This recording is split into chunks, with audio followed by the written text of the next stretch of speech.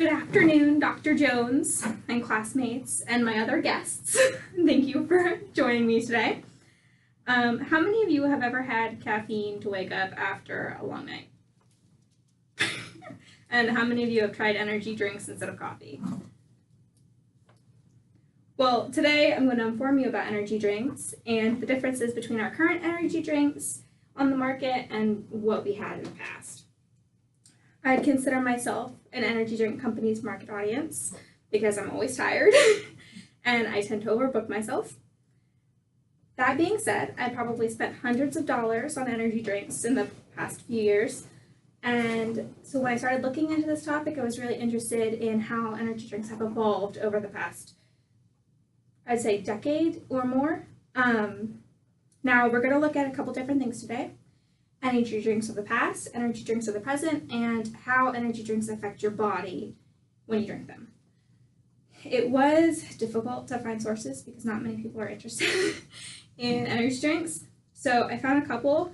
The History of Energy Drinks, a Look Back by Samantha Lyle, published in 2013 on the Wall Street Insanity.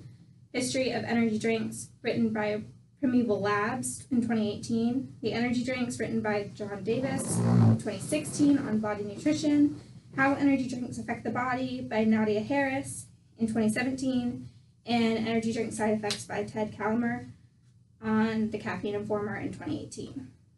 Let's start at the beginning.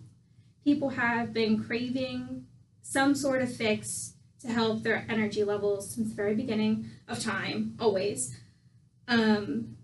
According to my sources, I think I found it on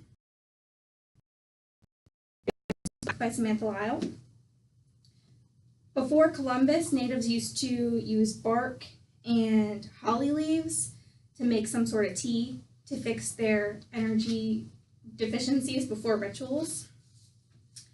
Coca-Cola is considered the first manufactured energy drink because it had not only caffeine, but cocaine. And come 1903, they removed cocaine because it was dangerous and probably shouldn't be manufactured. So when they removed it, when you still look at the ingredients label, it's full of sugar, it's full of caffeine, it's not very good for you. In 1927, Lucozade, which was later named Lucozade, was introduced as a way to help flu symptoms for patients in hospitals. And its original slogan was Lucozade AIDS Recovery, which was changed afterwards to Lucozade replaces lost energy for marketing so that they could sell more. In 1949, a drink was labeled Dr. Enough, and it was produced with more vitamins than past energy drinks. Still really bad for you, but their added vitamins were their selling point. And it's still made today by the same people who make Mountain Dew. In 1960, a Japanese pharmaceutical company created a medical drink labeled Liptovitin. And it came in a little brown bottle. It's right here. Little brown medicine bottle. And inside of this bottle has 3 grams of taurine, and you're only supposed to ingest 100 milligrams of taurine a day. So you're not supposed to drink the whole thing. And then we fast forward to 1982, which was when they created the first Thai Red Bull, which was sold beginning in 1987, and America didn't get their first Red Bull until 1997. So it took a full 10 years for people in America to get Red Bull. Now we're going to move on to what we see today, which is Rockstar, which is in 2001, Monster in 2002, in 2004, we got 5 Hour Energies, and 5 Hour Energy created its drink specifically to not be competitive with Red Bull. So that's why it's tiny and it has no carbonation in it. They were like, okay, here's this drink. It's another energy drink, but it's not like Red Bull at all. And then they introduced Four Loko in 2005, and it had alcohol and caffeine in it, like the mixed drinks, like Red Bulls and stuff you get at bars. And then a lot of people started getting really sick. There were a lot of hospitalizations, and they had to recall the product and reintroduce it as just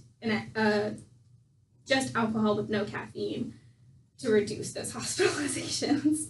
And then my favorite energy drink, which is Bang, was created in 2012, and it has BCAAs and no sugar or calories. So that's kind of what energy drink markets are turning towards today.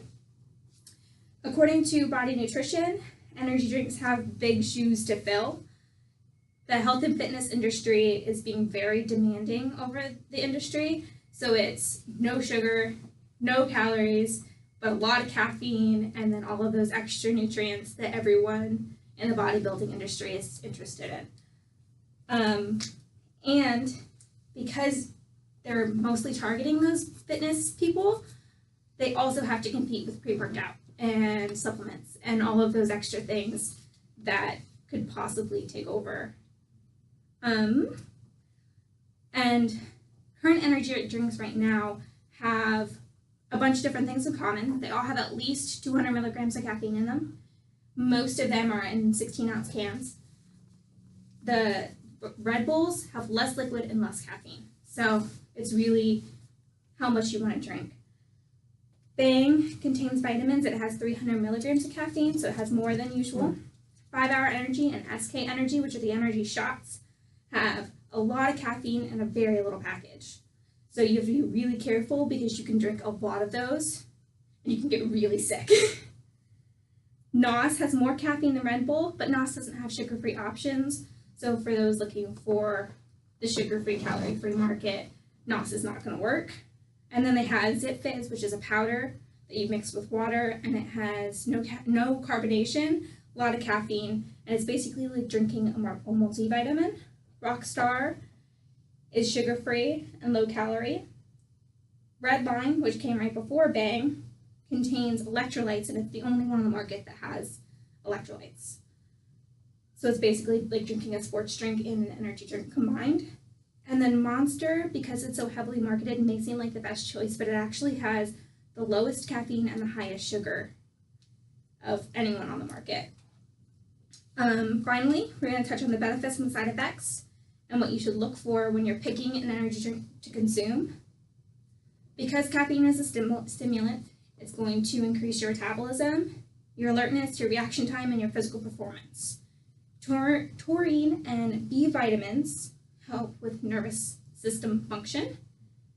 And too much caffeine, which is about 500 milligrams to 600 milligrams a day, is too much, and that's where you're going to start getting reactions. You're going to get jitters, increased heart rate, and potentially nausea, if not worse.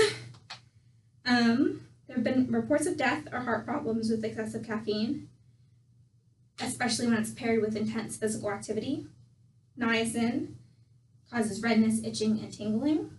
And when choosing an energy drink, you have to look at the labels and read all of the ingredients like you would any other food, but specifically energy drinks because they're so high in certain things like caffeine, to make sure that you're getting the ones that are going to fit what you're trying to do. The concept of energy drinks has been around for decades. Is there any questions so far? No. No questions? Okay. Okay, well, like I said, the concept of energy drinks has been around for a very, very long time. Started in hospitals. But there are options when you're choosing at gas stations, and you have to make sure that you are paying attention, as opposed to just grabbing the one that you see the most or the one that you hear about the most.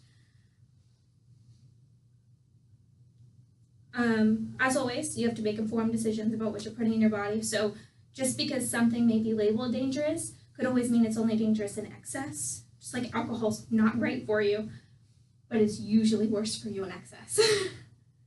And I thank you all for sitting here and listening to me talk.